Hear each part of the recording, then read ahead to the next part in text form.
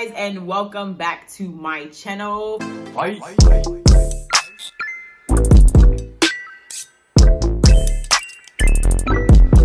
For those who are tuning in for the first time, my name is Gabby Mack.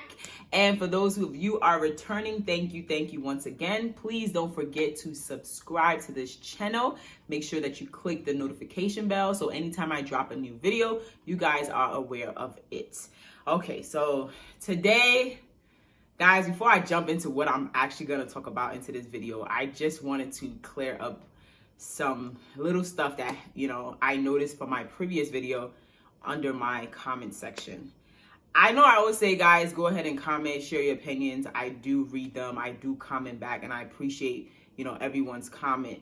But I feel like this time around, the comments were a bit, I don't want to say harsh or mean, but in a sense it was. I get that everybody's entitled to their opinion and everything, which, I'm all for it. And I'm all to read what you guys have to say. But I would say be mindful of, of what you write to people and say and how you say, the delivery is very important. And I felt like I was really being attacked this time around for sharing, the first part of the 5 ugly truths, which I am going to continue that today, which would be the second part of the 5 other ugly truths about Ghana. Guys, I am not, number one, trying to compare Ghana to America. You cannot compare those two. One is a third world country, the other is not. Guys, there's so much that is different here than is different from Ghana. And there's 1 or 2 similarities, but I'm not trying to compare. So please get that straight. I'm not trying to compare. Number 2, I'm not trying to knock down Ghana. I'm not saying that there's all these negative things about Ghana and there's no good stuff. Trust me, there's a lot of beautiful things and amazing things to also talk about Ghana. But right now, this whole series I'm doing about Ghana is to try to help those who are interested in moving back home. Yes, I'm an American. My family is from Ghana, and I've moved back, to Ghana. And I just want to share my experiences and what I think the average people that move down there would face. And these are things to consider before you move in. Nowhere is perfect. America's not perfect. Ghana is not perfect. I'm not trying to knock Ghana down.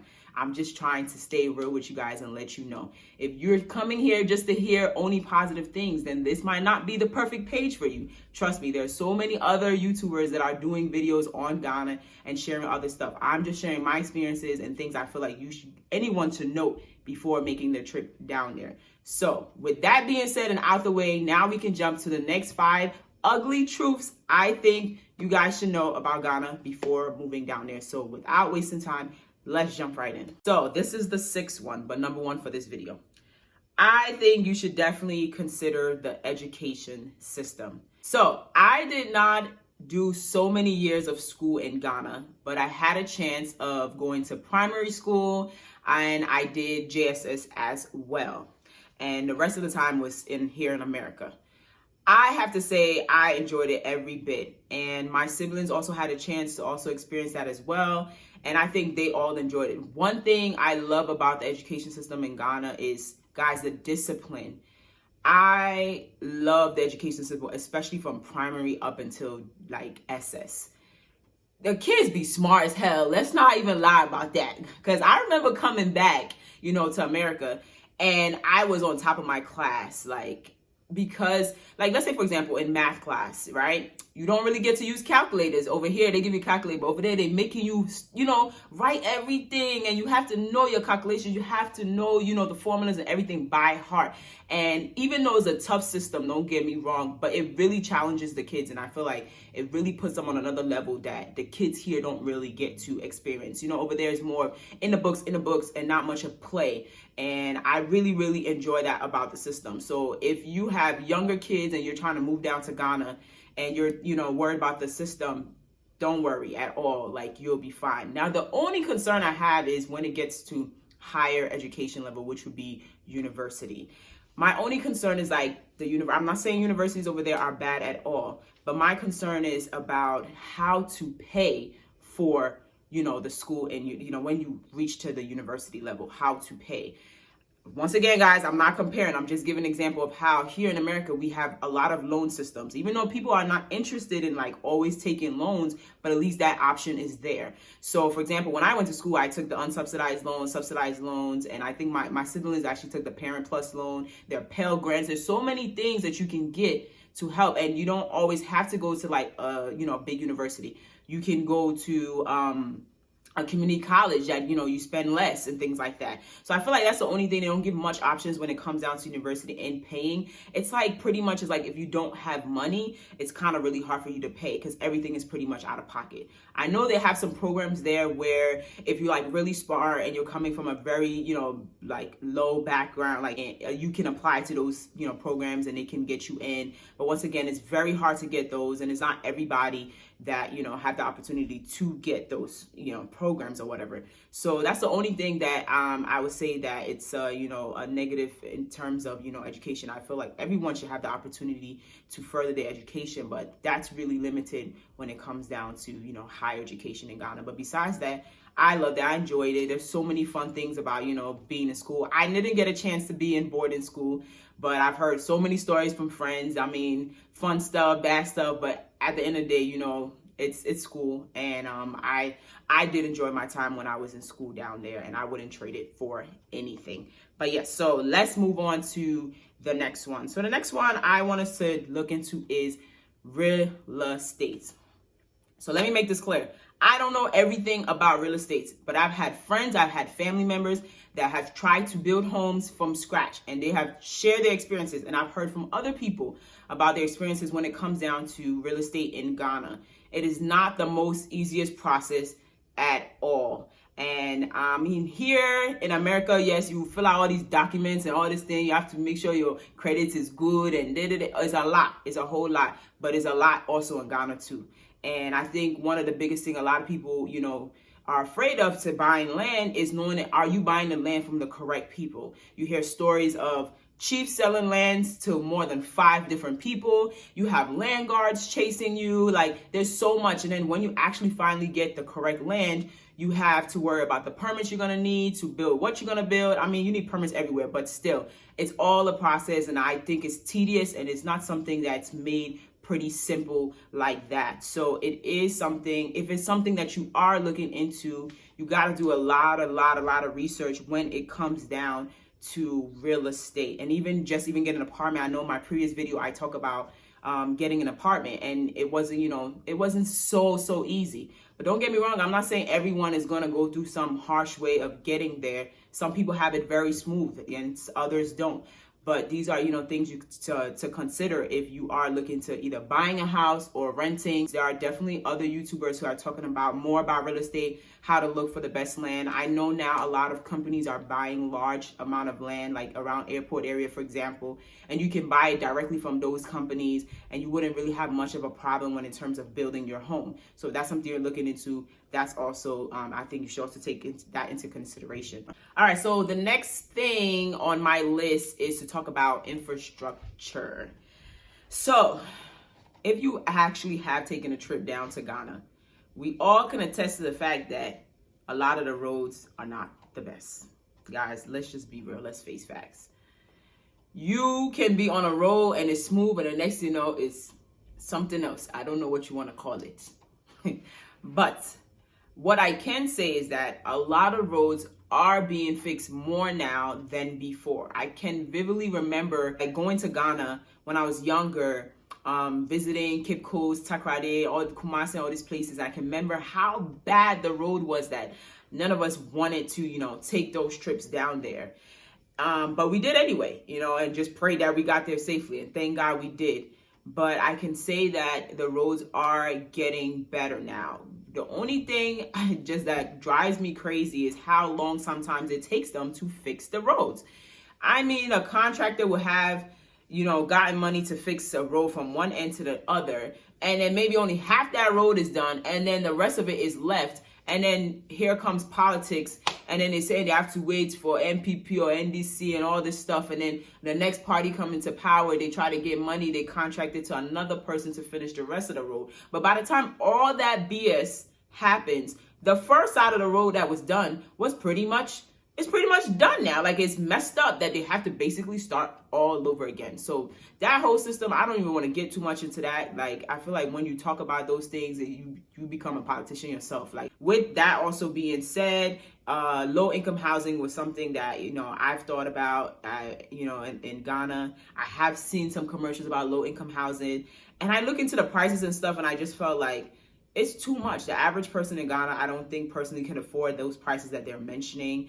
And it's, I don't know, it's sad. It's just sad, guys. I'm not saying that, you know, in other countries like in America or Europe or something like that, they have the best systems, you know, out there. I'm not saying that at all. But I just wish that those, you know, those issues in Ghana would be taken more into consideration and worked on, you know, to make the poverty line go down, guys. Because I researched it, and the poverty rate in Ghana, it was last recorded in 2016, and they recorded as 56.9%. And that's steep, guys. That's more than half of the people in the country that are poor. So how do you expect, you know, people to afford these high, you know, so-called low-income housing? I mean, guys, you can research it. This is all online. You can go check it out yourself. I'm not just, you know, taking anything from the top of my head.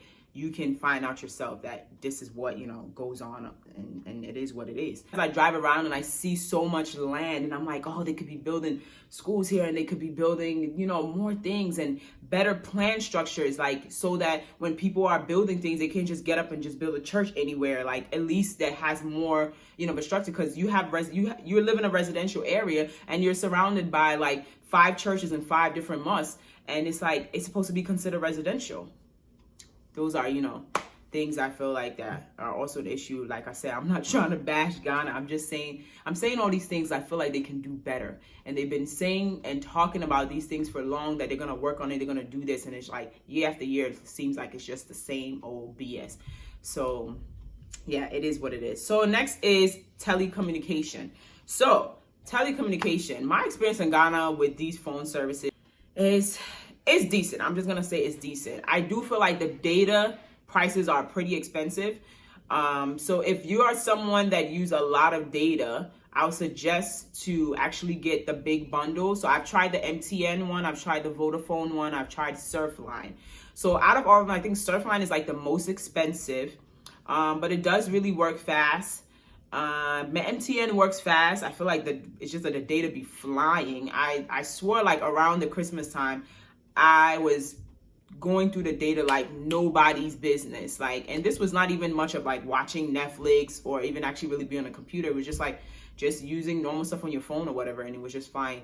The Vodafone one, it works okay, but it works only at certain places, and it drives me crazy. I feel like it could be better. You know, the pricing can be better. How just that whole system works, it could be so much better. The only thing I like about, you know, the telecommunication system down there is in terms of the fact that you're not forced into a contract like how a lot of the companies here in America make you do. I know a lot of them are looking into, you know, getting away from the contract. Like T-Mobile, for example, don't have those contracts anymore. But of course, you know, they always find little ways to throw in little money here and there. We know that. We know how the business works.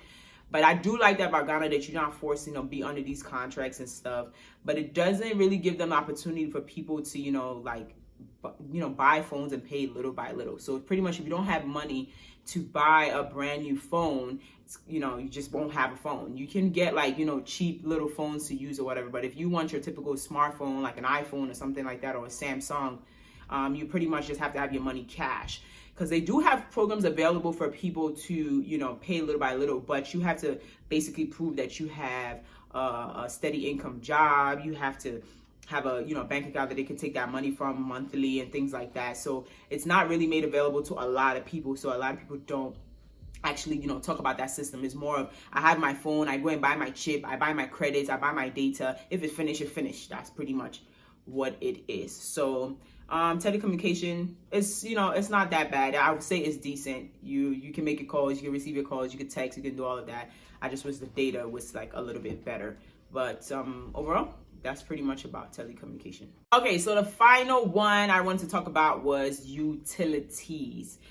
I feel like I watched so many videos where people complain about utilities everywhere, but The annoying thing about utilities in Ghana, the electricity company, and you know how everybody knows about light off.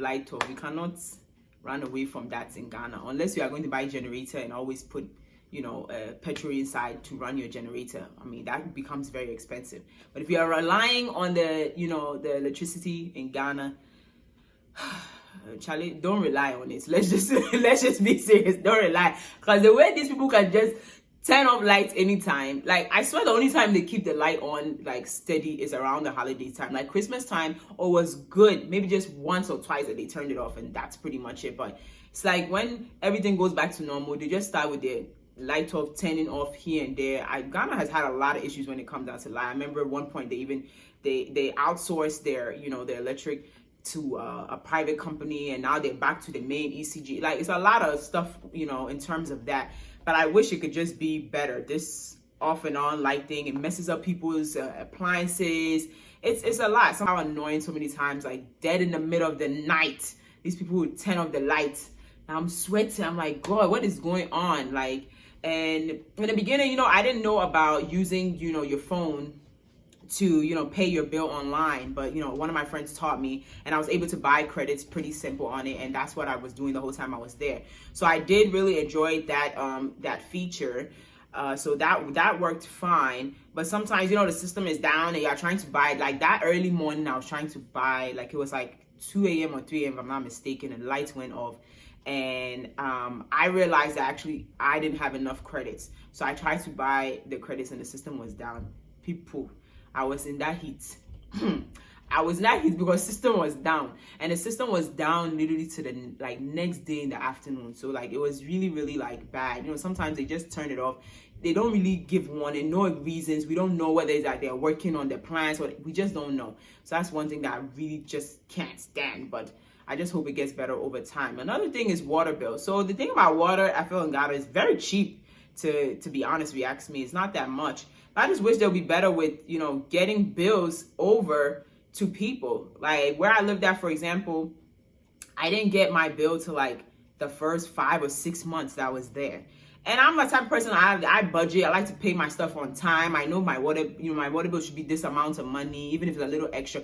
These people send me my bill 5 months. You try to contact them. Oh yeah, we're going to send it. We'll come around and get people to send their bills or whatever. Like 5-6 months later, now I'm receiving my bill. Like my bill is up here, and it's like now, hidden expenses that you didn't expect to pay. It's like, it's unexpected. It's annoying, but I wish that they worked that better. But in terms of water, I mean, where I was at, I had good flow of water. I know in some places it's very bad when it comes down to the water. They cut it off at certain times. My previous place I lived at, they had certain days, like every Wednesday and Sunday, the water was off from the morning to the night. It didn't come on to the next day. So those things could be, quite annoying. So that's something that you guys should definitely look into when you are looking for an area to live at. Definitely find out about how the water and electricity work over there. So to finalize everything, guys, like I said, I'm not here trying to bash Ghana. I'm not here trying to compare Ghana to America or to Europe or anything like that. That is not my intention. My intention is to be real as possible with those who are interested in moving to Ghana. Because Ghana is a hot commodity right now, guys. And it's a beautiful place to live at. Trust and believe. I enjoy every bit of my stay there. And Ghana is amazing. It's amazing. Trust me. I've had, very bad experiences. I've had great experiences too. I just want to just be real. I want to just tell you guys what to expect. Maybe yours will be different from mine. I can't tell you exactly, but at least have certain things in mind. At least do your research and, and you'll be fine, guys. So please don't come and chop my head off again, guys. Okay? I'm just being real. So if this is for you, I hope you guys enjoy every bit. I hope you took your notes. But thank you again. I will be back with more Ghana stuff. I'm not trying to do a good and a bad thing. I'm just being real once again. Thank you for tuning in. I'm Gabby Mack. Make sure you subscribe, like, comment, share this video. And I can't wait to see you guys for the next one.